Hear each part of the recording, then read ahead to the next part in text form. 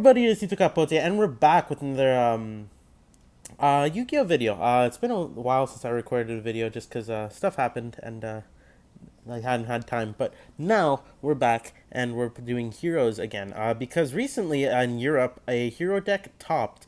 Now I actually think it's because I included it in the deck because I think it's really good, especially now in the format.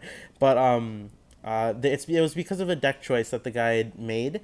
That and also he obviously it's because he's a good player and whatever. But like, there's this one key card that like really helps, and it's really good against like a lot of decks right now. And yeah, I'll get to it when we get to it. But it really helped sort of um, overcome sort of some of the weaknesses that the deck has, which is really good, and I'll explain why in a bit. Actually, no, this is going to be the quick version of the video, so I'll explain why in another video where I explain all the card choices and I explain everything. This is just going to be quick for ratios, for everything. This is it's not the same deck as the guy had on the thing. It's like it's still my version of the deck, but I did take into account some of his card choices, and I was like, you know what, that's actually pretty cool. And I did draw inspiration from that. I don't know where the deck profile is. You could probably look it up, just like Nationals winner heroes or whatever.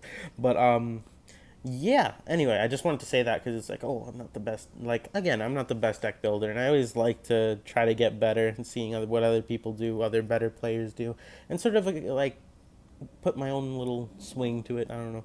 But anyway, let's get into the deck profile. So, 3 Stratos. Stratos is insane. I don't know why some people play less than that, but just he's not once per turn. He's a target for a hero live, so you can use him twice in one turn like that, just normal summoning him and stuff. Anyway, yeah, there's just Stratos is really good. Then we're going on to the Vision heroes, so we're playing 2 Ferris, 1 Increase, and 2 Vion. I don't like 2 Increase because, yeah, like, the Ferris combo is really good, and it's great, but most of the time you have access to it, and if you draw your 1 Increase, it's not always the end of the world, especially since you have so many other cards that are starters, so many other things you can do, especially if you have other cards in hand.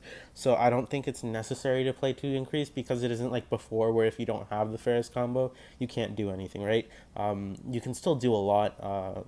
It's just the deck isn't as weak as it used to be. It got a lot of, not a lot of support, but it got support that where it really matters.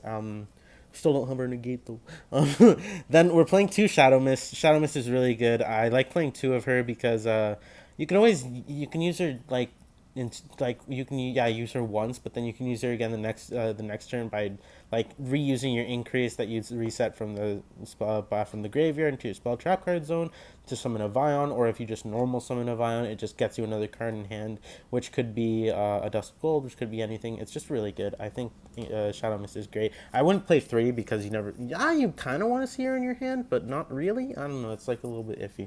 Then for our Destiny heroes, we're playing 2 Destiny Hero Malicious, 1 Denier, and where do you and 1 Destiny Hero Dark Angel. Now I know this is the quick version of the video, but I do want to go into detail about this card. This card, I didn't even know this card existed. Holy crap!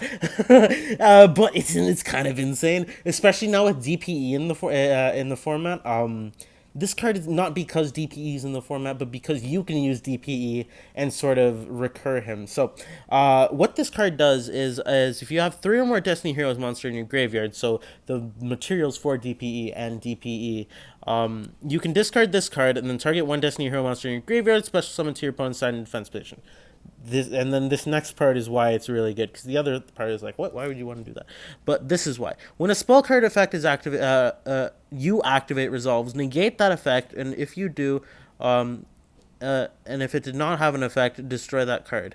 During your standby phase, you can banish this card and 1 Destiny Hero monster from your graveyard, and each player chooses 1 normal spell from the deck and places it on top of the deck.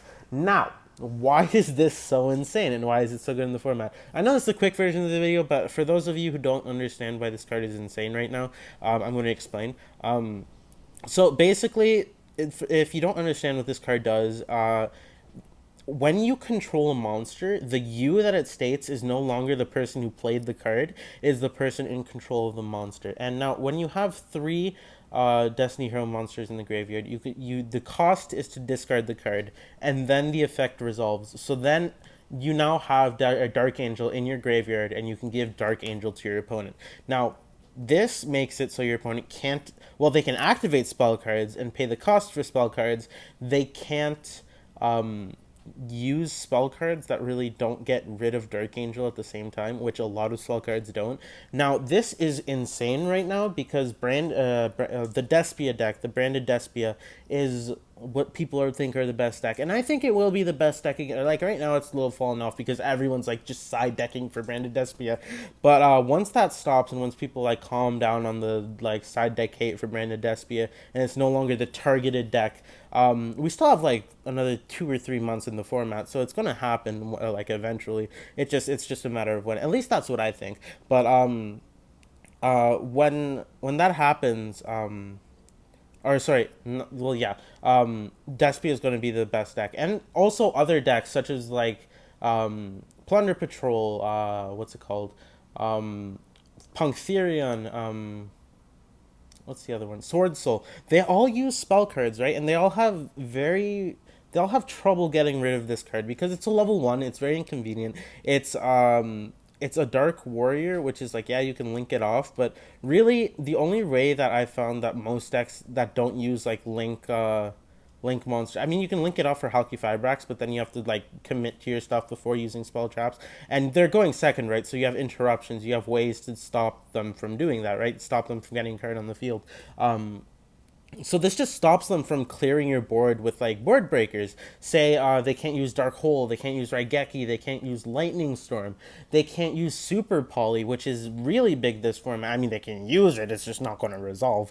But like, it's just insane. It's actually crazy. And one of the biggest problems that Heroes has is dealing with those board breakers. Like, yeah, you can use Imperm and evenly match still, but like if and like I like to go into this card not by itself, not just DPE in this card.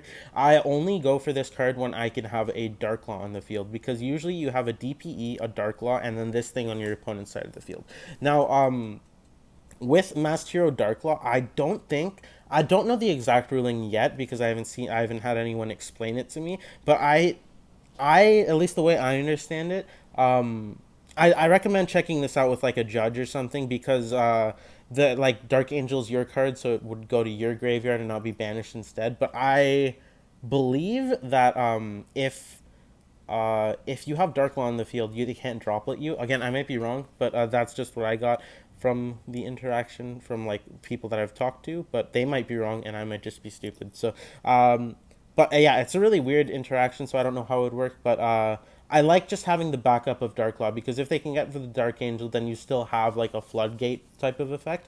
If I don't have the ability to go into Dark Law, I usually just go for Plasma, the normal Plasma DPE play, because I think it's better. Because yeah, if they like, unless you're going against Branded Despia, because then it's just an auto win and it's just crazy. But yeah, Dark Angel is insane. And for those of you who do want to use Dark Angel things, always summon your monsters, like your DPE and Dark Law, in defense position so they can't attack into it with the Dark Angel. Just saying. But anyway, let's get on with the rest of the deck profile. That was like a 4 or 5 minute tangent, but I really think that was like important to explain for those of you who don't understand. And this is the quick version, but I get most people are going to watch the quick version instead of going into the in-depth explanation for beginners, right? So anyway, next we're going to go for one Adusted Gold, because Adusted Gold is a 1-card combo that is searchable, that gets into Bane, which is insane. One Liquid Soldier, because the resource loop that you can do with the elemental hero fusions is really good, and it gets you cards, and it's a level 6 or higher if you do need to go into DP a different way. Say like a Miracle Fusion, your Stratos and whatever go into your Sunrise and whatever. One Honest Neos, because Honest Neos is insane and searchable. One Plasma, because playing more than one is bad. Then 3 Ash Blossom Joyous Spring. 3 A Hero Lives. Ash Blossom I think the only hand trap I play, because Ash Blossom is just really good in every format, and I know it was falling off, but especially with Punk and all the stuff going around, It's just crazy. Also, Dark Angel deals with the adventure package because they're all spell cards, right? So you just you can't go for adventure once you have, if you have Dark Angel in the field, which is really cool. Then three mass change. Now Super Poly, if you're going to locals and stuff, and there isn't a lot of like branded Despia or like dark decks, I don't recommend using Super Poly because Super Poly is one of those cards that's like whatever. Honestly, it's a really good card, and I like it in Heroes, but I don't like the Omni Hero variants that people use. I think that's the spots in the extra deck could be used for a lot better stuff. I think that you should just go with the generic Super Poly targets and then your normal Hero Core, because those extra slots could come up later on, and it's just easier to just use the normal Hero Core. But Super Poly is insane. Two Fusion Destiny because it's at two. I'd play three if I could. One Dark Calling, one Miracle Fusion. Again, this card is really good, and just getting that Sunrise and Absolute Zero on the field is can be important. And then one Poly. I was actually thinking maybe playing two Poly, but that's just me. I don't know. I don't know how I feel about it. I might try it later and change it. But right now, I think one Poly is where it's at. One Reinforcements the Army because it's at one. One Called by the Grave. Two Forbidden Droplets. And I decided to change the third forbidden drop partly because my friend's borrowing it, but I wanted to change the third forbidden droplets for a change of heart. And you might be saying, oh, but the change of heart's a going second card. Yes, change of heart is a going second card. But you know what? Change of heart in the late game, you're like it's at one, so the odds that you're going to see it in your opening hand it's not very likely. And you thin your deck out a lot with heroes, and you can't really search this unless you're like drawing it by Liquid Soldier. But later on in the game, I think this card's insane. Later on in the game, I specifically because you can attack with the monster that you steal, and it's like it trades for a negate, like going second, it trades for whatever, or you could literally what you could do is you could just like bait out all negates, take your opponent's monster, and then go off. And it's just I think Change of Heart's insane. I know people are like, oh, Change of Heart's not that bad, but I think it's just crazy. I think it's a crazy card, and playing it in the deck, I really like it. It's come up a lot more than I thought it would. It's won me matches like just on its own because it's just crazy, and it's like in the late game when your opponent's on one monster that like doesn't have a negate, it's just big because like they have a big monster and you just take it and like ooh. But yeah. Anyway, that's it for the main deck. Now let's go into the extra deck. I didn't sort it. So anyway, damn it, I forgot to sort it. Two Dark Law because Dark Law is insane. Dark Law is one of the best cards in the deck, and yeah, you can only go into it using Mass Change, which isn't very searchable, but you want to have more than one just to be able to dodge. Like if you have two Mass Change in hand, or you have Wade to get into Mass Change in hand, you can literally just if they target your Dark Law with Imperm, just do it again and you know get a second Dark Law. But it's really important to have that ability or to be able to go into Dark Law later because then you can push. Oh geez, you can push for OTK. You can do whatever. It's just really good to have more than one. But yeah, then we have 2 DP. Especially now with Dark Angel, it's so easy to go into 2 DP. You can do it with Poly, you can do it with Fusion Destiny, especially since you have 2 copies of Fusion Destiny in the deck. You'll never, hardly ever have I not been able to summon the second DP, because with Fusion Destiny, the first time you do Denier and Malicious, but then the second time you can do, what's it called? Something and then Honest Neos or Plasma even if you haven't used him, and that's just great. Then we're going one Bane because Bane is insane. Then the Elemental Hero Fusions. I just use this as a resource loop. The draw 2 off a Liquid Soldier is really good, and you get to discard one, which usually gets you advantage, or just gets rid of cards that you don't really want to see in your deck, right? Yeah, I just it's 2 spots in the extra deck and it does so much for you. So I think it's really good. I see people cutting it, but I think that's kind of a mistake. Just because you can get draw 2 and it's kind of really good. You can get mini Graceful Charity. Then the one Blast. This is mainly there for spawn trap card decks. If like it's actually really helped me against Flunderies because if they do something to your Stratos, usually they have an Ash or something or negate or the Harpy's Feather Duster, then you can literally just summon this, and you can dodge their Riser or whatever, half the Rise's attack, and then bounce their field spell when it's their turn, which is just really good because they can only activate the field spell once per turn. Then 2 Cross Crusader, because although it's kind of sucky that it locks you into heroes for the whole turn, it's one of the best extenders in the deck. 1 Wonder Driver, I don't think you should cut this. This is just really good for getting back into the game later on and reusing your polymerization. Again, if I were to get another poly in the deck, I'd change this up for something else, but right now I think that's good enough. Then the Super Poly targets. This is supposed to be Draco Stapelia, but I lost mine because someone stole it. Yeah. Draco Stapelia, Mudragon in the Swamp, and Starving Venom. I think these are the ones that you need to play. Omni Hero builds are stupid. The Omni Heroes are useless cards. Like, yeah, you can go into Cross Crusader, but like this is just, these effects are really good. This makes it so your opponent can't target things. This makes it so your opponent can't really destroy your field, and it just gets big. And then this one's an like a monster negate every turn. It's basically like an imprim every turn. And then 1 Dread Decimator for going to game. And that's the deck profile. Hopefully you guys were satisfied with my. I know I didn't explain it the best, but I do recommend looking into why Dark Angel is really good.